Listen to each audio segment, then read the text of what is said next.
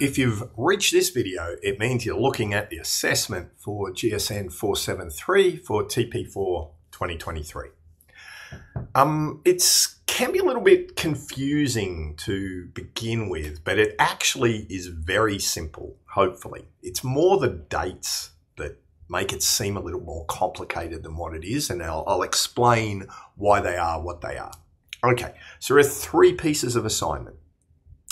A case assessment, where you get provided a case and you get a couple of days to answer essentially three questions about that case. Okay, that's assessment item number one. Assessment item number two is a group assignment. Don't groan, don't groan. It's a group assignment. There's a reason it's a group assignment, and it's to write a board paper about analysing an ethical dilemma. And the third thing is a reflection for the subject, and I'll go into why we do that as well. Okay, so let's go through this. Let's start with assessment item number one. So over the course of the subject, what we do is we analyse a specific case as it unfolds. It's a made-up case, and we also analyse some real-world scenarios and some other cases as well. So a lot of what we're doing is looking at situations and applying the content to those situations. So the major piece of assessment, which is 50% individual take home, due I believe the 30th of July, is this case assessment. So you'll be given a case, probably 4 to 5 pages, with some financials in it, and you'll be asked 3 questions about it. Now there'll be subparts to the questions. The idea is not to write an essay. It's not to spend an entire weekend on it, right? So this assessment piece should be able to be answered in a couple of hours. It's originally set as an exam, a 2-hour exam. Okay, so that's it. It's really getting an understanding of the core aspects of corporate governance. Most of the content, I think virtually all the content for that exam, is covered in modules 2, 3, and 4. Okay, so cover those content. That will allow you can apply that, you can answer that particular assessment piece. Now, very unusually, there's no provided CRA for that piece. The reason is there are specific answers. If I write the CRA as to what you need to put in, it actually gives you the answer.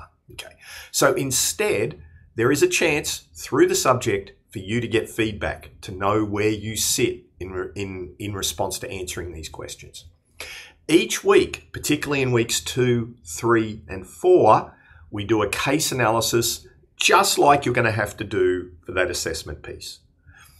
If your group provides me an answer, or even if you just do because your group doesn't want to, right? If I get an answer, I will give you feedback on what else you need to do to get, a 7 or whatever it is. I will tell you what you're doing wrong, what you need to think about, what you need to do. So that's the way we get formative assessment and feedback as to what's necessary for that particular assessment piece. Okay, so that's assessment item number 1, 50%. Assessment item number 2 is a board paper. Right? I think it's 1,200 words plus or minus, right? So you have to write a board paper where you analyze a current ethical dilemma. So you have to choose something that's probably been around in the last year or so, that's an ethical dilemma. Then you have to write a board paper that provides an ethical analysis of that and draw a conclusion and a recommendation for the board. So this is a group assessment because I want people to engage with other perspectives around ethics. Right? That's the reason. So the way to do that is to create a group assessment piece. We will provide you in week 1 with some models about how to think about ethics, some different ways of analysing ethics. So that can help you with the kind of content for the analysis. And in week 3, we talk about board papers and how to structure a board paper, etc. So it's kind of most of the content is week 1 to do the analysis, etc. How to present it is a little bit of week 3. Again, how do you get feedback? Well, there is a CRA for this one because it's an assignment piece. I highly recommend you see me with your ethical dilemma that you've selected so that I can give you feedback as to whether I think that will work or not, because one of the hardest things I've found for some groups is selecting a good ethical dilemma. They often choose things that are just hard business problems rather than ethical dilemmas. The third thing I would suggest is that you can submit a draft to me for feedback. And if you do that, I will essentially do a very quick, rough kind of grading and say, look, if you want to take it to the next level, this is what you need in this assessment piece. Now, I do have a date for that. I think it's a week before it's actually due, so that I can get feedback and get it back to you and you have a chance to correct it, right? So there's a date of that in the document. The unit overview document has all those dates. Okay. So assessment item 1 is a case study. Assessment item 2 is a group-based ethical dilemma, basically which you can start in week 1 and almost complete most of the analysis based on week 1, integrated and presented with some material from week 3. The final point is a reflection exercise. I have some structured activities every week and in our simulation weekend, where you should be able to prepare the basis of that reflection exercise. It's not meant to be terribly difficult, but it does want, I am trying to get you to think about how your thinking about governance may have evolved over the course. Hopefully that will be very guided. I think it says 800 words. That's on the high end. I know some people like to write. If you do a little bit of reflection each week, I think that should be no problem.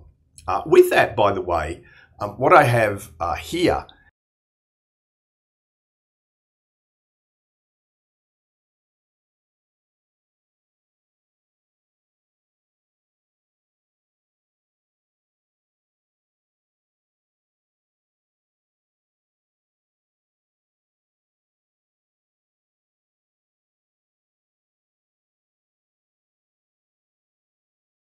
is the unit overview document, which has all these details. It goes through each week, etc., what we're going to do.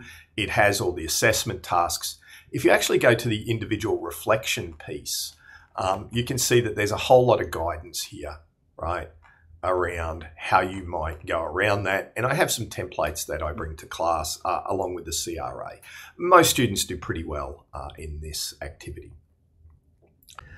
Okay, so that's the assessment. 3 pieces, individual case, take-home case analysis done essentially over a weekend worth 50%, group-based ethical dilemma presented as a board paper worth 30%, and a reflection exercise, a large component of which has to do with our board simulation, and that's individual again, based upon material you've been developing over the course.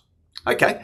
If you have any questions, please feel free, shoot me a line, have a look at that subject overview document because it might have a lot of the answers to your questions in it, but I'm more than happy to answer for any questions that I can.